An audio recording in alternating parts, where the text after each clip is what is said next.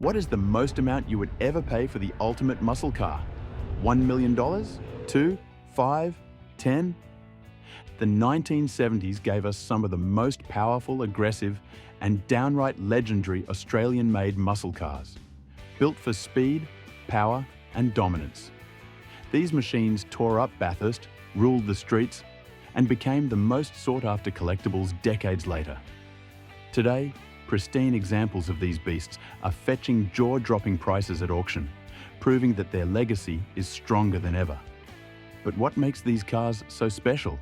And why are collectors willing to pay millions to own a piece of Aussie motoring history? Let's find out. 1971. Ford Falcon XY GTHO Phase 3. If there's one car that defines Australian muscle, it's the 1971 Ford Falcon XY GTHO Phase 3. With a 351 Cleveland V8 under the hood, it pushed out an advertised 300 horsepower, though most experts believe the real number was much closer to 380 horsepower. The top speed was a blistering 227 kilometers per hour, which was unheard of for a sedan in the early 70s. The Phase 3 was purpose-built for Mount Panorama, and in 1971, Alan Moffat piloted one to an effortless Bathurst 500 victory, securing its place in history. Ford engineered the Phase 3 with a beefed-up suspension, a 164-litre fuel tank for endurance racing, and race-spec upgrades straight from the factory. This car wasn't just a high-performance street machine, it was a race car that you could drive home from the dealership. With only 300 units produced, the Phase 3 was rare, but as the years passed, surviving examples became even scarcer. Today, finding one in original condition is almost impossible. When one does hit the auction block, collectors don't hold back. In 2021, a yellow glow Phase 3 sold for a staggering $1.15 million, making it one of the most expensive Australian muscle cars ever. And it wasn't a one-time fluke. These cars routinely fetch seven-figure prices, cementing their legendary status. But Ford wasn't the only one building monsters in the 70s. Across the factory floors of Holden, something just as wild was being prepared. The 1977 Holden Torana A9X hatchback. The Holden Torana wasn't just a great muscle car, it was a Bathurst-winning legend. While Ford's GTHO Phase 3 was about brute force, the A9X was built to be sharp, agile, and unstoppable on the track. Under the hood sat a 5-litre Holden V8, but power wasn't the only thing that made this car special. The A9X came with a revised differential, improved suspension, and 4-wheel disc brakes, a rarity for Australian muscle cars at the time. What truly set this car apart was its dominance at Bathurst. In 1979, Peter Brock drove one to a legendary 6-lap victory, a record that still stands today. That event cemented its place in motorsport history, turning it into one of Holden's most collectible cars. Only 100 A9X hatchbacks were ever produced, making them far rarer than the sedans, and an even bigger prize for collectors. In 2022, the hatchback sold for $910,000, pushing it closer to the $1 million club. And prices aren't slowing down. Every time an A9X goes to auction, bidders fight to get their hands on one. The car's combination of racing heritage, rarity, and raw muscle makes it one of Holden's greatest achievements. But while the A9X dominated racing, there was another car setting records and taking down V8s with nothing more than a 6-cylinder engine, the Chrysler Charger E49. 1972, Chrysler V8 Valiant Charger E49. When people think of muscle cars, they usually think of big V8 engines, but Chrysler had different plans. The Valiant Charger E49 was proof that a 6-cylinder could hold its own against the best V8s of the era. In fact, it was the fastest 6-cylinder production car in the world when it hit the streets in 1972. At its core was the Hemi 265 cubic inch straight 6. But Chrysler didn't stop there. They bolted on triple Weber carburetors, upgraded the camshaft, and fine-tuned the engine to push out 302 horsepower, more power than some V8s of the time, resulting in a car that could run the quarter mile in 14.1 seconds. But like most great cars, the E49 was built in small numbers. Only 149 units ever rolled off the production line, making it an incredibly rare find today. That rarity, combined with its record-setting performance, has made it one of the most sought-after classic Australian muscle cars.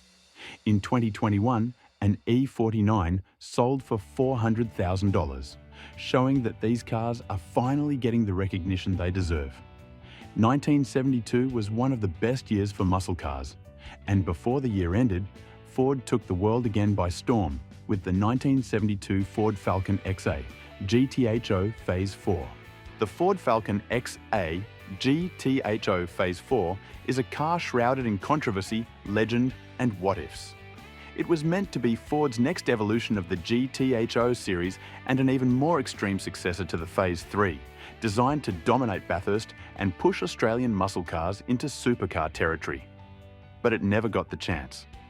In 1972, just as the Phase 4 was in development, Australia was hit by the supercar scare, a media-fueled panic that claimed high-powered race-bred cars were too dangerous for the streets.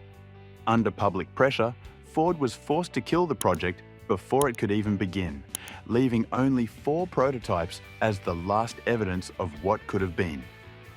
Those 4 cars became instant collector's items. The XA Phase 4 was supposed to take the already insane GTHO formula and push it even further. It had a 351 Cleveland V8, race-spec internals, improved aerodynamics and suspension tweaks designed for high-speed endurance racing. However, it never got to any racing track or see a mass production. In 2018, one of the 4 XA GTHO Phase 4 prototypes sold for $1.75 million, breaking all previous records for an Australian muscle car at auction.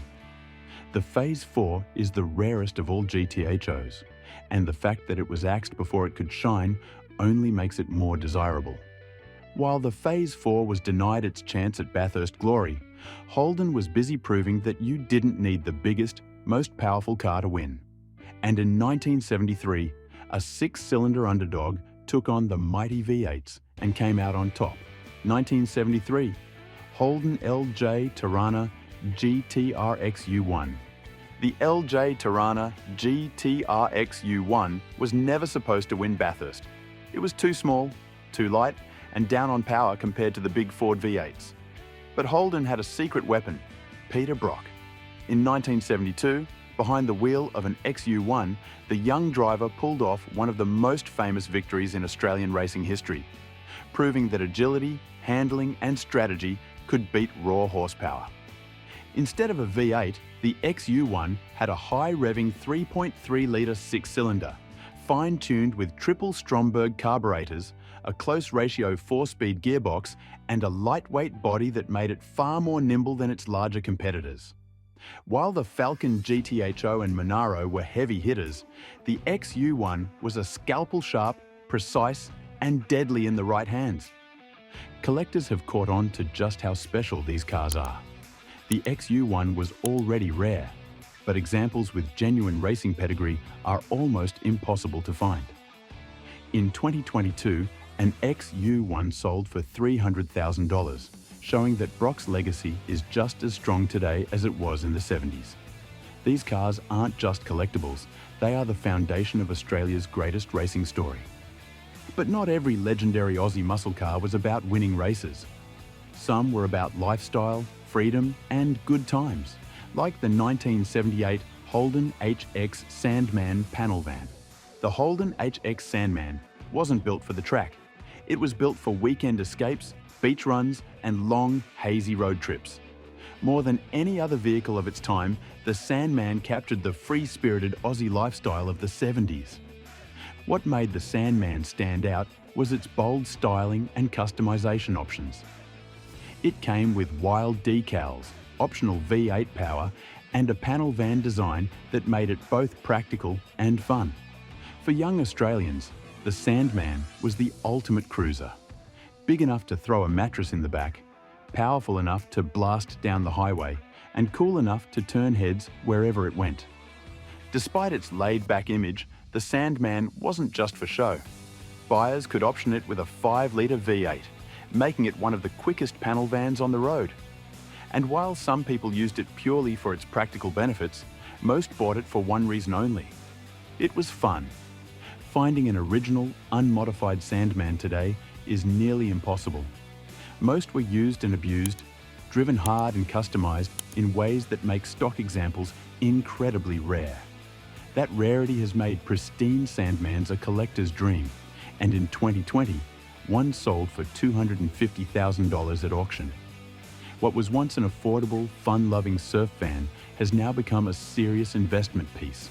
The 1971 Chrysler V8 Valiant Charger RTE38 was built to shake up Australian motorsport, and it did just that.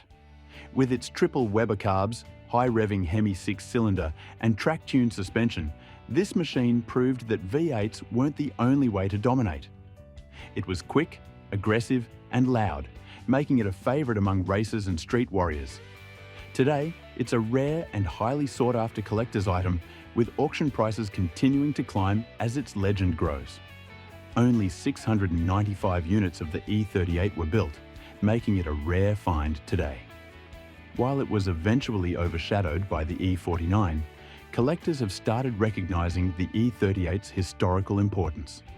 In 2022, one sold for $230,000, a number that will likely keep rising as these cars become harder to find.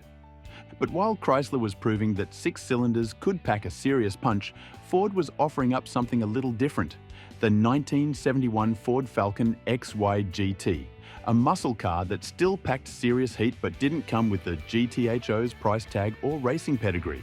The Ford Falcon XY GT was the muscle car for the people. It wasn't as extreme as the GTHO, but it still had the power, the presence, and the street cred that made it one of the most desirable Australian cars of the 1970s.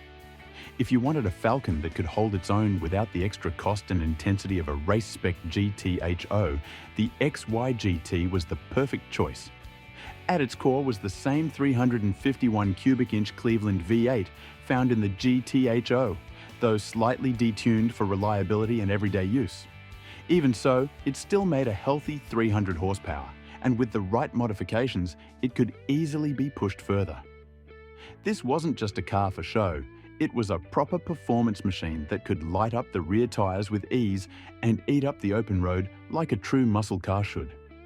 Collectors have started to recognise the value of the non-HO GT models, especially since genuine GTHOs have reached astronomical prices.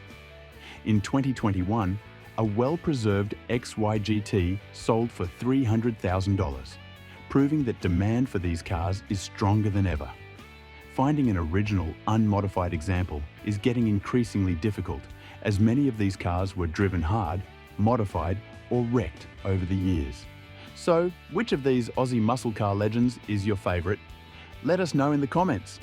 And if you enjoyed this video, don't forget to hit that like button and subscribe for more incredible car stories. Until next time, thanks for watching